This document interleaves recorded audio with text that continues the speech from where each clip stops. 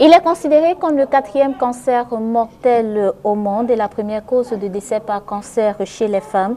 Il est de plus en plus présent chez les patients des deux sexes. En 2020, au Cameroun, plus de 2000 personnes sont décédées de cette maladie et 80% des patients sont dépistés tardivement, ce qui accroît le taux de morbidité. La difficulté d'accès aux examens d'imagerie et soins et aux consultations de routine en sont les principales raisons. La pathologie en focus ce jour est un problème de santé publique à l'échelle mondiale.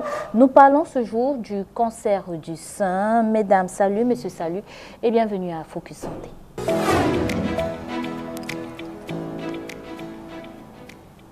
Une fois de plus, salut et bienvenue à Focus Santé. Focus Santé, c'est votre magazine de santé qui consacre la part belle aux souffrances que peuvent occasionner les pathologies dans les familles et au décryptage également avec un spécialiste. Et ce jour, pour parler du cancer du sein, nous recevons le docteur Marty Choubé Joe Brown. Il est médecin généraliste au Cameroun Oncology Center situé à Bekoko.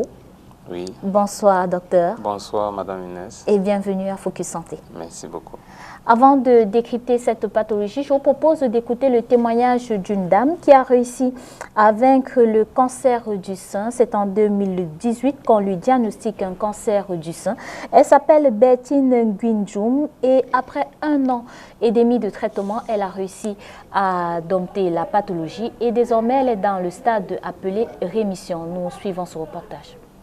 De manière inconsciente, l'habitude de l'autopalpation des seins va aider à la victoire de Bertine Nguindjoum sur le cancer du sein.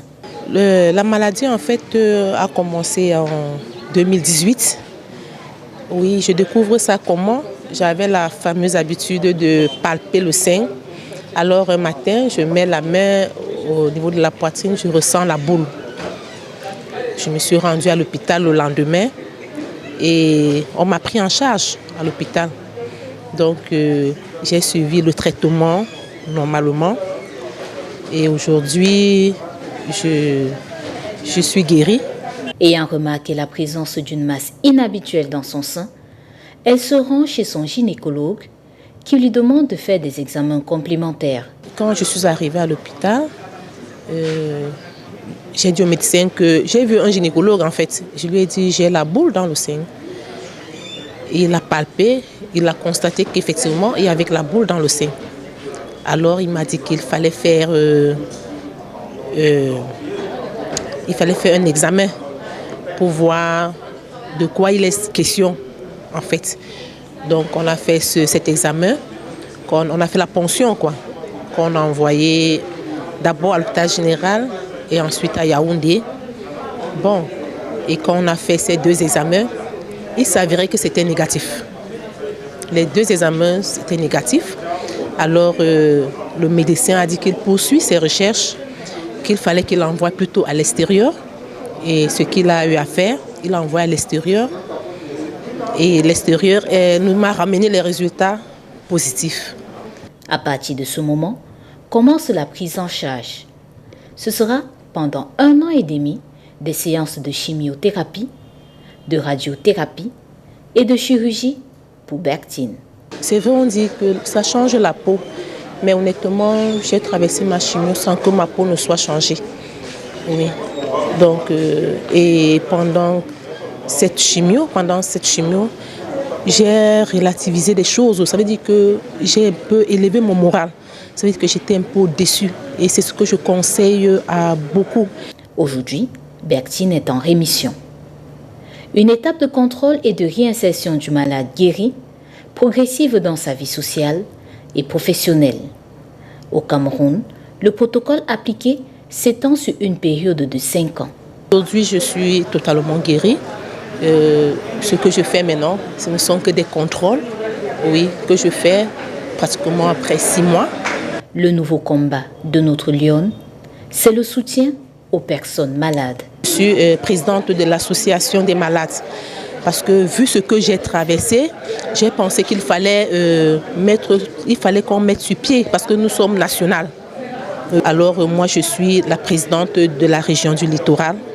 Donc nous avons pensé qu'on pouvait faire une association et que nous pouvions booster ces personnes qu'on diagnostique et croient qu'ils sont à l'article de la mort.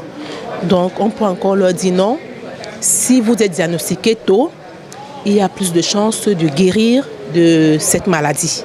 Dans cette mission qu'elle s'est confiée, elle reconnaît les efforts du gouvernement dans la subvention des traitements, mais souhaite qu'un effort supplémentaire soit fait pour soulager les patientes. Vraiment, je pense que ce n'est même pas la peine de détailler le montant parce que c'est excessivement cher. Mais aujourd'hui, je dis merci à l'État camerounais parce que nous avons fait une lutte et aujourd'hui, l'État camerounais a subventionné, mais jusqu'ici, nous les interpellons vraiment de faire quelque chose parce que malgré qu'ils ont subventionné, les coûts sont toujours élevés. Donc nous supplions vraiment l'État camerounais de continuer parce qu'ils ont commencé déjà à faire quelque chose pour les malades du cancer. Et au jour d'aujourd'hui, nous leur disons déjà merci et nous les supplions de continuer à réduire les prix. Et aux femmes, Bertine recommande l'adoption de bonnes pratiques. Il faut souvent s'auto-palper les seins. Oui, il faut s'auto-palper les seins. Et quand ces femmes comprennent qu'il y a des campagnes de sensibilisation, qu'elles essayent d'assister, parce qu'elles ne perdent rien en fait. Elles apprennent beaucoup quand elles viennent aux campagnes de dépistage. Ce n'est plus une histoire taboue où on se cache parce qu'on a la maladie ou quoi que ce soit, non. C'est une histoire qu'on peut partager parce qu'en partageant, on peut vous aider. Donc quand vous avez une boule, essayez de voir les techniciens de la santé, ils vont vous orienter. Et plus vous découvrez tôt, et plus vous avez la chance de guérir de cette maladie. Et si ces habitudes sont adoptées, le mal peut être diagnostiqué précocement et traité aisément. De retour sur ce plateau, docteur, Oui, en des termes simples, c'est quoi le cancer du sein?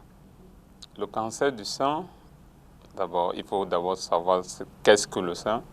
Le sein, c'est un organe de la femme. C'est un organe de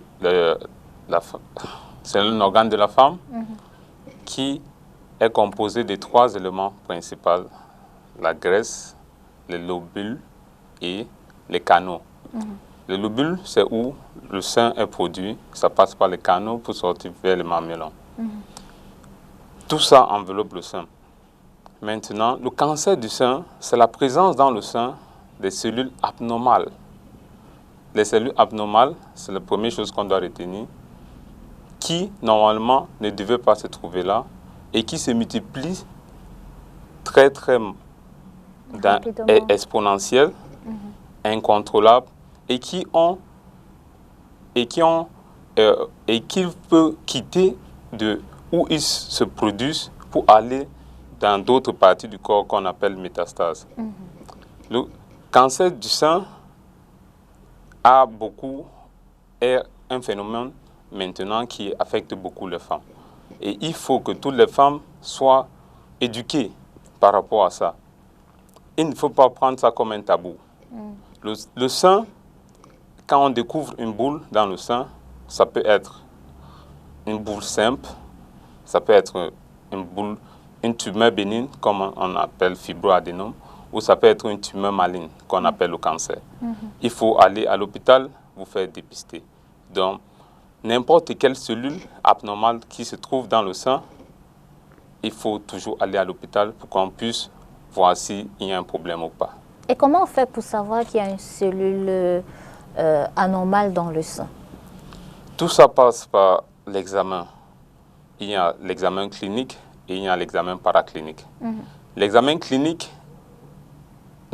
on conseille généralement à toute patiente l'autopalpation.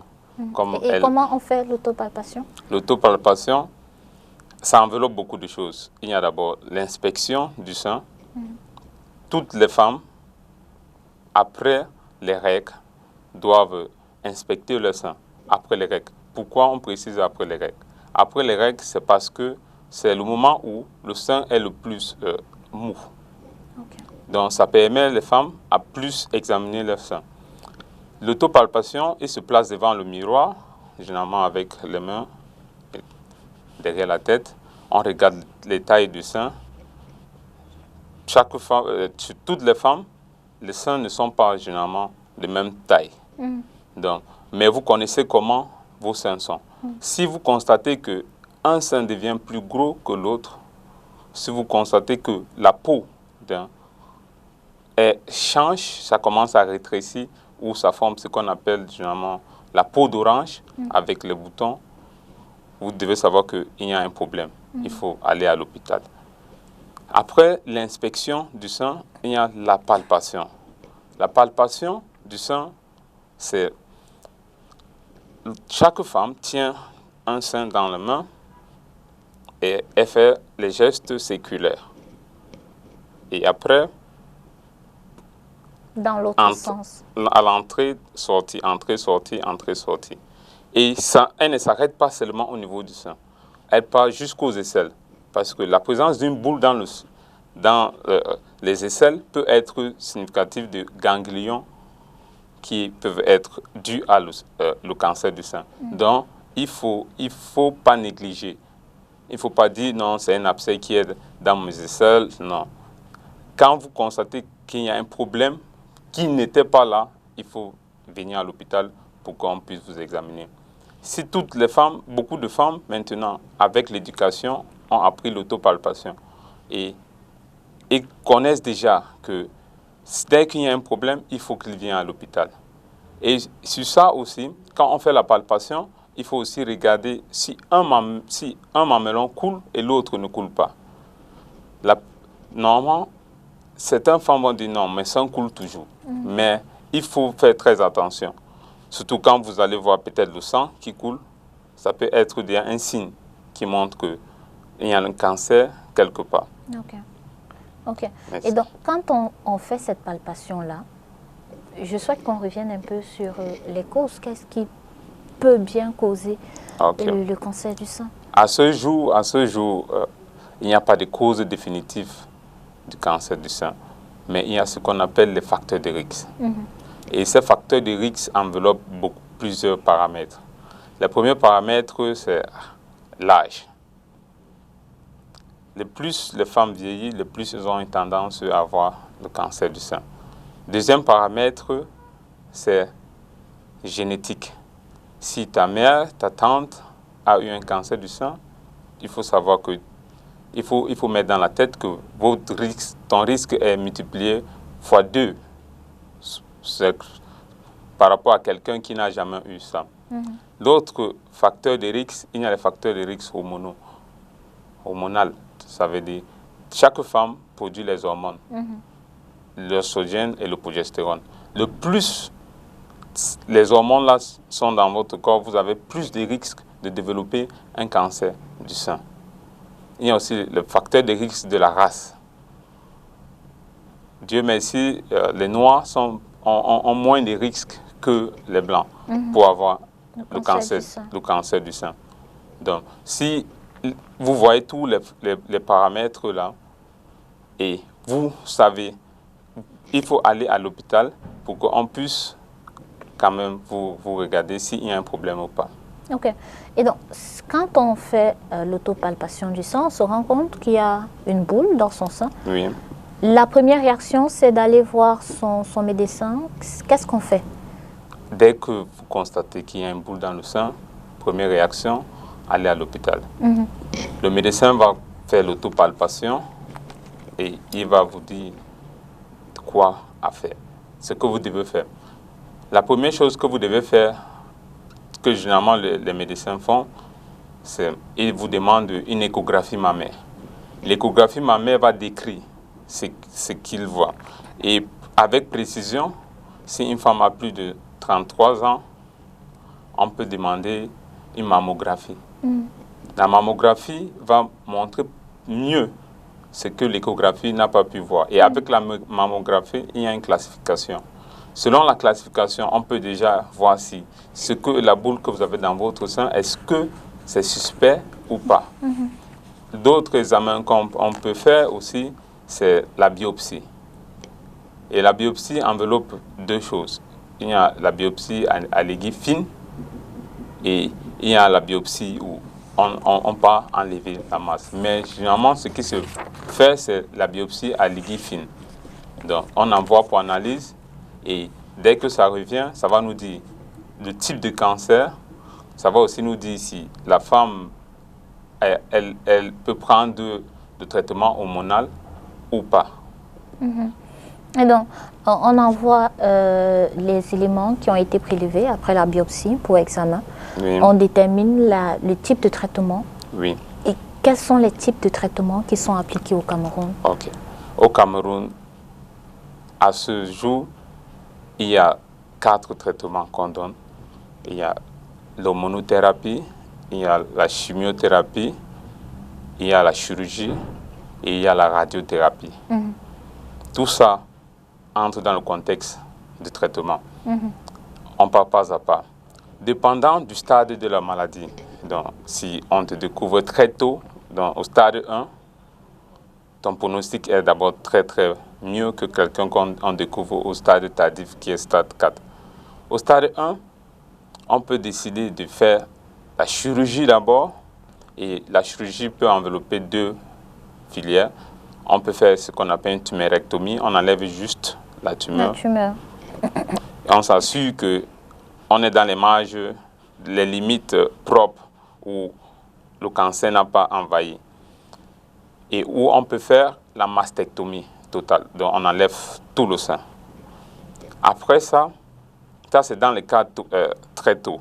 Mais si la patiente vient dans les stades un peu avancés, disons stade 2 ou stade 3, on commence d'abord par la chimiothérapie. La chimiothérapie, c'est utiliser les médicaments qui passent dans la veine avec le rôle d'aller détruire les cellules cancéreuses. Malheureusement, il y a les effets secondaires. Parce qu'on rencontre beaucoup au quartier, la chimio tue, tout. Il faut savoir que chaque traitement a les effets secondaires. Et la chimiothérapie a aussi ses effets secondaires. Et ces effets secondaires sont généralement dus au fait que la chimiothérapie a pour rôle de cibler les cellules qui se reproduisent rapidement. C'est ça qui fait que la majorité des patients qui prennent ça ont souvent les pertes de chevelure, ont souvent les blessures dans la bouche, les nausées, vomissements. Donc, ça, c'est la chimiothérapie. Donc, la patiente fait la chimiothérapie. Après la chimiothérapie, on peut rentrer vers la chirurgie avant de faire ce qu'on appelle la radiothérapie. La radiothérapie, c'est la personne entre dans la machine après avoir coupé le sein pour pouvoir brûler les restes de cellules qui restent. Et le 4e traitement, comme j'ai d'abord dit, c'est l'hormonothérapie. L'hormonothérapie, ça va dépendre de l'immunohistochimie. C'est un examen qu'on fait avec la biopsie, après la biopsie, pour déterminer si la femme peut prendre les hormones, peut prendre un médicament qui va baisser les hormones et pouvoir aider dans le traitement de son cancer. On parle plus des femmes, mais je voulais rappeler que le cancer du sein affecte aussi les hommes. Et c'est le même processus pour les hommes également? C'est le même processus. Ok. Et donc, on adopte un traitement. Dans ce reportage, on a suivi Mme Bertine Guindjoum qui disait que c'est élevé malgré les subventions de l'État.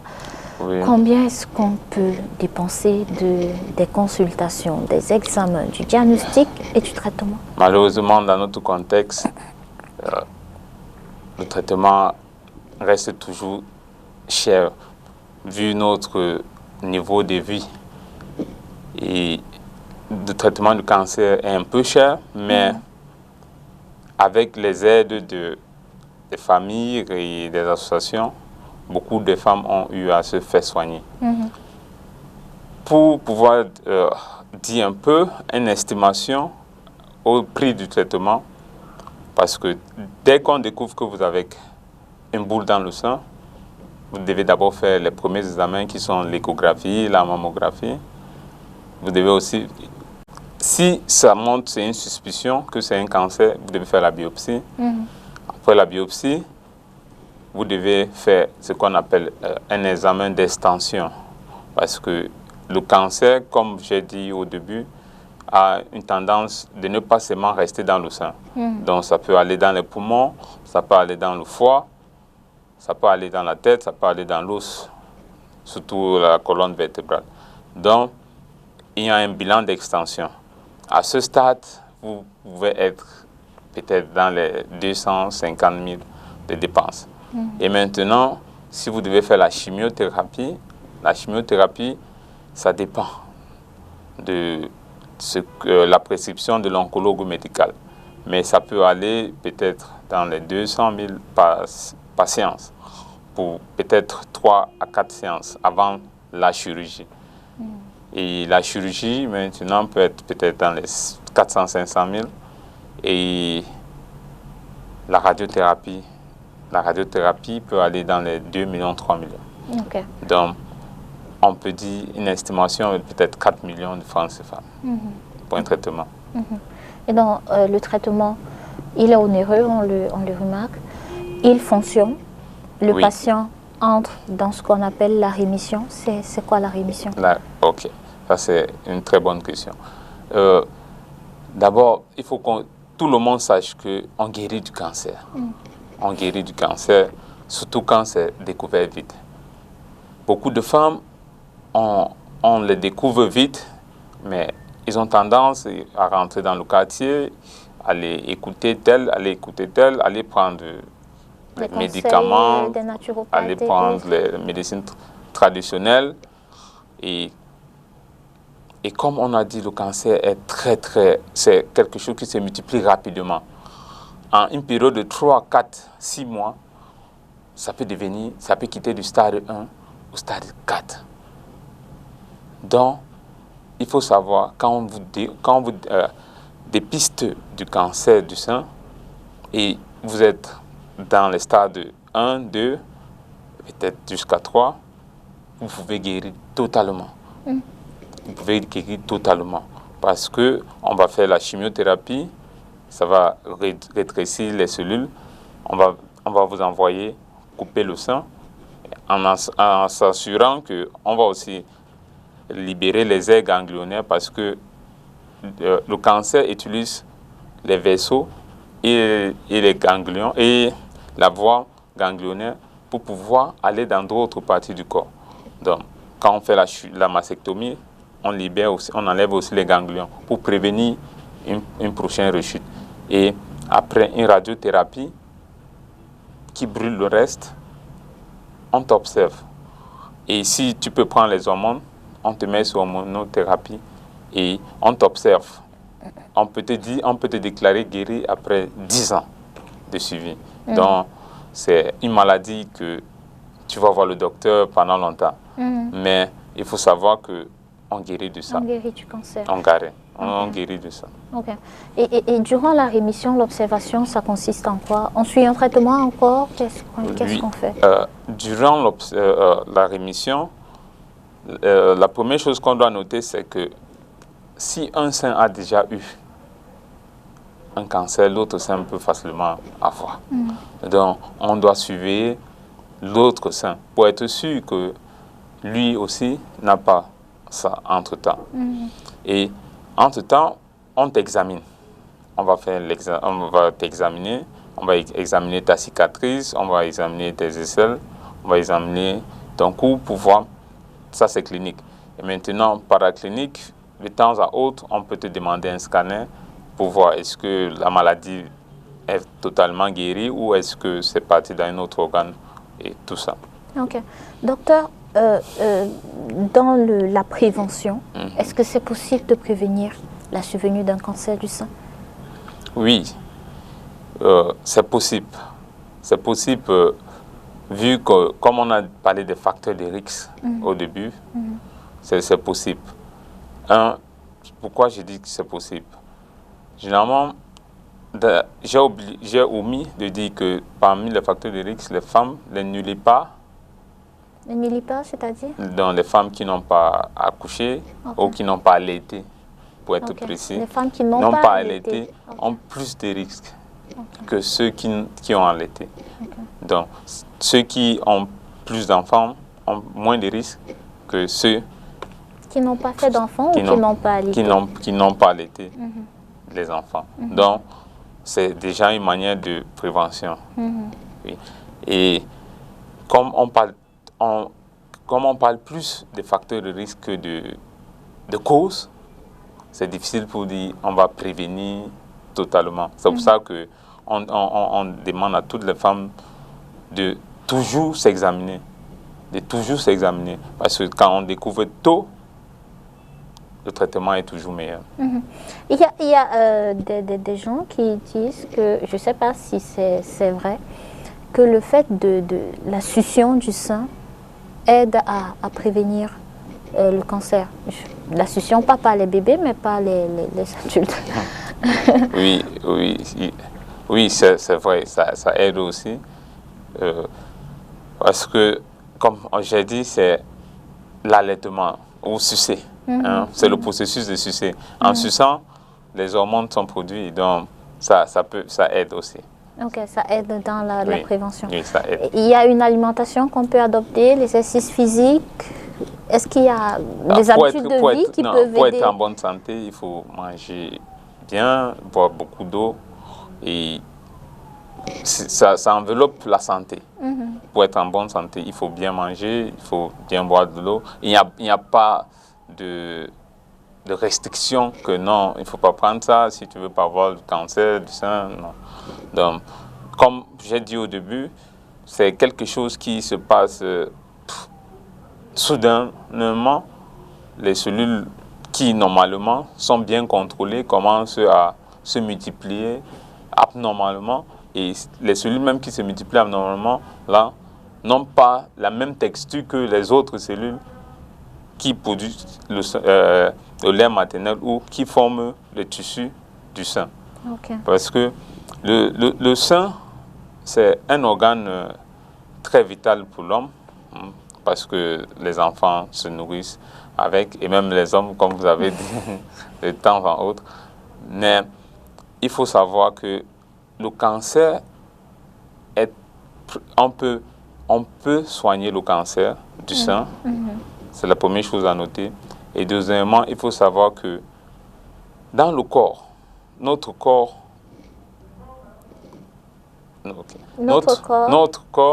est comme une maison. Ça veut dire, pour pouvoir construire une maison, on commence avec le sable.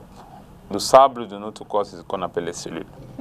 Ces cellules-là se regroupent pour pouvoir former les organes, différents types d'organes. Et le sein en fait partie.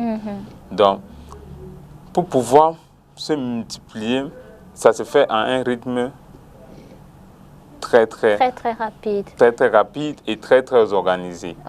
Donc, si ça commence à se développer de manière anormale. Donc, si les cellules, il n'y a plus ce qui dit stop. Parce qu'il y a un temps de production, il y a un temps de mort. Il y a un temps de production, il y a un temps de mort. Quand chaque personne, si tu travailles, tu ne te reposes pas, après tu vas commencer à créer de n'importe quoi. Un désordre. Un désordre. Donc ce sont le désordre-là qu'on appelle le cancer. Merci beaucoup, docteur Geoffrey Makchi. Joe Brown Tchoubé Makchi. Vous êtes médecin au centre... Au Cameroun Oncology Center, c'est à Bekoko, au Cameroun Oncology Center. Et pour le Cameroun Oncology Center traite le cancer, tout type de cancer. Il faut venir là-bas, vous faire dépister, il faut venir vous faire soigner. Ok, merci. Et on retient que c'est important le dépistage précoce et que c'est possible de guérir d'un cancer du sein. Merci, mesdames et messieurs, d'avoir été des nôtres. Disons-nous à la prochaine. Merci.